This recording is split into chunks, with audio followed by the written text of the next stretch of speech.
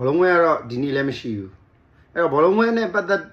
ပြီးတော့ညညခုံညကြောသူဆွေးနွေးကြတာတွေ့ရင်ねဒီခံယူချက်လေးတွေလူရဲ့ခံယူချက်လေးတွေစဉ်းစားတွေးခေါ်ပုံလေးတခုကိုပြောပြခြင်း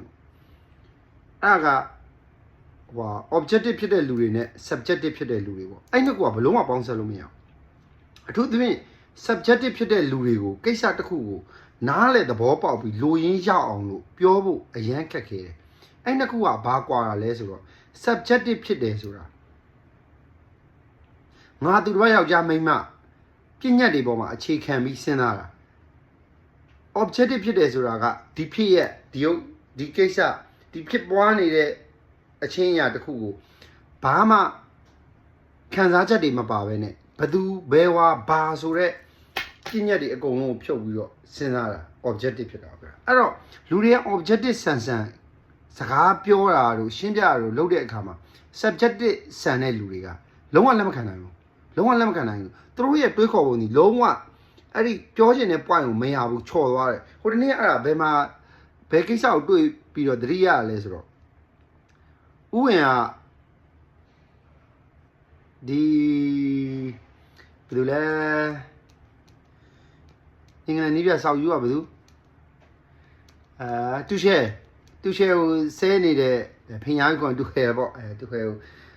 ဟိုဆဲနေကြတဲ့ကိစ္စနဲ့ပတ်သက်ပြီးတော့ तू ကပြောပြတယ် तू ကဒီပွဲမှာဒီကိစ္စကိုဖင်ရားတာမဟုတ်ဘူး तू လုံနေကြကိစ္စပွဲတိုင်း तू လုံနေတာမက္ကဆီကိုနဲ့တော့အဲ့လို तू လုံတယ်နော်ဝေနဲ့ပွဲ तू လုံတာပဲဒါပေမဲ့ပြဿနာအဲ့တုန်းကကြတော့ဒီလိုဖင်ရားတယ်ဆိုတော့မမြင်မဲနဲ့ရလက်ကောင်းလာတော့အဲ့ဒီမှာသူ့ရဲ့ကိုဟိုဟာဘောလုံး genius ကြီးလို့तू ကတွေ့လားရလက်ကိုကောင်းလူနိုင်တဲ့ဘယ်လိုပဲဖြစ် great ဆောင်းကောင်းတဲ့သူချီးကျူးတဲ့လူတွေရှိကြတယ်အဲ့တော့အခုကျတော့လေဒီဟာလောက်တာတူပဲဆဲတဲ့လူတွေရှိကြတယ်အဲ့ဒီသဘောကိုပြောပြတာဆဲတာမှားတယ်လို့သူ့ရဲ့ကိုစောက်သုံးကြလို့ဖာပေးတယ်လို့သူ့ရဲ့မမားဘူးလို့ပြောတာတော့မဟုတ်ဘူးဒါပေမဲ့အဲ့အချိန်မှာ hit တက်နေတဲ့လူတွေဒီမှားတာပေါ့ဘာဖြစ်လို့ဒါဟိုစင်ကြီးပေးပြီးတော့ကာပေးတာလဲဆိုတာမျိုးတွေကိုပြောကြရအောင်တွေးတော့အဲ့မှာရည်ရတယ်ဟိုဟာချောနာပြောတဲ့တွေးခေါ်ပုံနှစ်ခုကွာတဲ့လူတွေဘလို့မှပေါင်းဆက်လို့မရတော့သွားတွေ့တာ objective ဖြစ်ရှင်းပြနေတဲ့အရာကို subjective ဖြစ်တဲ့သူတွေဒီကိုယ်ကစကားတစ်ခုစပြောအကြောင်းအရာတစ်ခုစပြောလိုက်တာ ਨੇ အော်ဒါငါမို့လို့ပြောတာ तू မို့လို့ပြောတာ तू ကတော့ဘသူ့ကိုကြိုက်တဲ့လူမို့လို့ပြောတာ तू ကဘသူ့ fan မို့လို့ဒီစကားကိုပြောတာအဲ့လိုဟာတွေကို तू က subjective ဖြစ်တဲ့လူကအဲ့စကားလုံးကိုစနားထောင်လိုက်တဲ့ကသူတို့အစွဲနဲ့နားထောင်တာအဲ့တော့သူတို့သဘောပေါက်တာဒီအဲ့ထဲဝဲသွားတယ်ဥပမာမနေ့ကတော့ကျွန်တော်ဂုတ်ရဲ့အငင်းပွားတဲ့ကိစ္စကိုပြောတဲ့နေရာမှာကျွန်တော်ပြောတာရှင်းလေးဂုတ်ဘသူဂုတ်လဲအငင်းပွားတဲ့ကိစ္စပြီးသွားပြီဆိုတဲ့ statement နော်အဲ့တော့ဘသူကဂုတ်ဖြစ်တယ်ဘသူကဂုံးမဖြစ်ဘူးကိုကျွန်တော်သတ်မှတ်ပေးတာမဟုတ်ဘူးဒီအငင်းပွားတဲ့ကိစ္စကြီးမပြီးဘူးလူတွေရဲ့သတ်မှတ်ပုံကြီးဘယ်လိုရှိတယ်အဲ့ဒီမှာ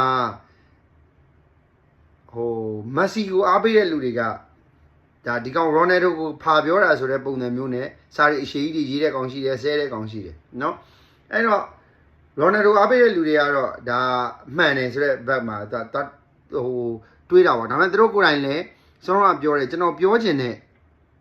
objective ဆန်အကြောင်းအရာကိုအခြေခံပြီးတော့တွေးတာဟုတ်ချင်မှဟုတ်လိမ့်မယ်စောနာ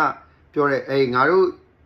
လူကဂုတ်ညင်းပွားပွဲထဲမှာရှိသေးတယ်ဆိုတော့subjective ခံစားချက်နဲ့ဝင်ပြောတာဖြစ်လိမ့်မယ်အဲ့တော့အဲ့ဒါကအရန်ကွာတယ်ဗျ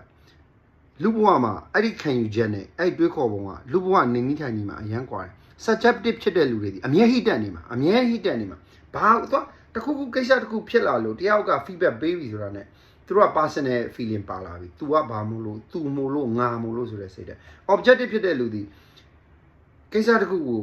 ရှင်းပြောပြလိုက်လို့ရှိရင်အော်ဒီကိစ္စကတော့သူ့ရဲ့ငါရဲ့မဟုတ်ဘူးဘသူ fan ကြောင့်မဟုတ်ဘူးဒီကိစ္စကိုပြောနေတာဆိုတော့အဲ့ကိစ္စကိုတက်မြင်တယ်ဘေးတွေကိုသွားမကတ်ပါဘူးအဲ့နှစ်ခုကအရန်ကွာအဲ့တော့ဒီဘောလုံးပွဲအကြောင်းညညခုံညမိတ်ပြက်ဆွေပြက်ကဘာဖလားပါလို့ပြောနေကြတဲ့အချိန်မှာကျွန်တော်ကဒါလေးကိုသတိရလို့ပြောတာပါတကယ်တော့ objective ဖြစ်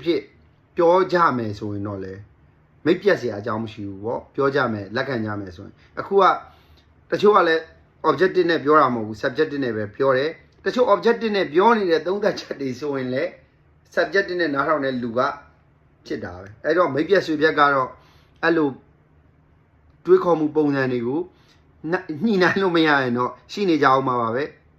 ကမ္ဘာဘလောက်မှမဟုတ်ပါဘူးပြီးရင်လည်းပရီးမီးယားလိဂ်လည်းဆက်ဖြစ်ကြအောင်ပါပဲเนาะဘာမှစိတ်မပြတ်ကြပါနဲ့